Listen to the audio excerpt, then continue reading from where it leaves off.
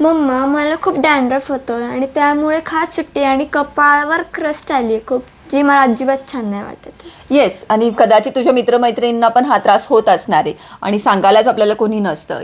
Yes सृष्टी, dandruff हे आपले dead सेल्सच असतात आणि त्याच्यात एक स्पेशल बॅक्टेरिया क्रिएट होतो, त्याला म्हणतात स्टॅफिलोकोकाय आणि स्टेप्टोकोकाय. हे जर बॅक्टेरिया तुझ्या डॅन्ड्रफमध्ये क्रिएट झाले किंवा कुठनं तरी इन्फेक्शन आलं तर ते इची किंवा खाज सुटायला लागते. डॅन्ड्रफमध्ये 2 प्रकार असतात. एक तर ड्राय, म्हणजे तू हात फिरवला तर तो उडतो, खांद्यावरती पडतो किंवा असं पावडरसारखा दिसतो, तो असतो आपला ड्राय डॅन्ड्रफ, बरं का. आणि दुसरं असं ऑइली डॅन्ड्रफ, जर तुमचं स्कॅल्प नॅचरली ऑइली आहे, स्टिकी आहे आणि जो असं पडत नाही पण खाज सुट्याने नखामध्ये जमा होतो, तर तो असं ऑइली डॅन्ड्रफ. डॅन्ड्रफचे हे बेसिकली 2 प्रकार आहेत. मग आपण तो डॅन्ड्रफ क्लीन कसं ठेवायचा, स्कॅल्प कसं आपलं क्लीन करायचं? येस, आता ह्या डॅन्ड्रफ आधी बघायचा तो ड्राय का ऑइली आहे. दुसरं सगळ्यात महत्त्वाचं, तुमची नखं चेक करायची बघा. तर नखामध्ये तो डॅन्ड्रफ आपण चुकून न कळत आपल्याकडनं खाजवलं जातं आणि तोच हात आपल्या चेहऱ्याला लागतो, तोच हात आपल्याला बॉडीवरती लागतो आणि त्याचं इन्फेक्शन वाढतं, बरं का. जे अँटी डॅन्ड्रफ शॅम्पू येतात ते बेसिकली स्कॅल्प क्लिनिंगसाठी असतात. तर तुम्हाला स्कॅल्पवरती लावायचं आणि छान चोळून लावायचं आणि ते शॅम्पू तुम्हाला 2 ते 3 मिनटं ठेवायचे ते प्रोसिजर होण्यासाठी. 2 मिनटात कावळ्याची अंघोळ करायची नाही आहे, बरं का.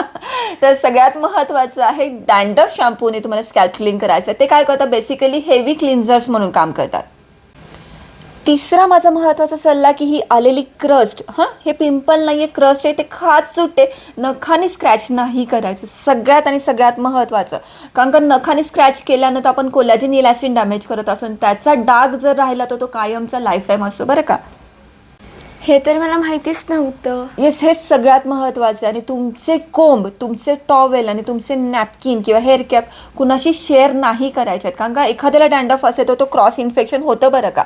का त्याच्यातले जे बॅक्टेरिया आहे, म्हणजे आपण ते मगाशी नावं पाहिली स्टेप्टोकोकाय आणि स्टॅफिलोकोकाय, ह्यांना ते डेड सेल्स खायला खूप आवडतात आणि मग ते आपल्या स्कॅल्पमध्ये घर करून राहतात आणि हे इझी जात नाही, बरं का. त्यामुळे हेवी चांगल्या पद्धतीनं क्लिनिंग करणं हा त्याच्यावरती रामबाण उपाय आहे.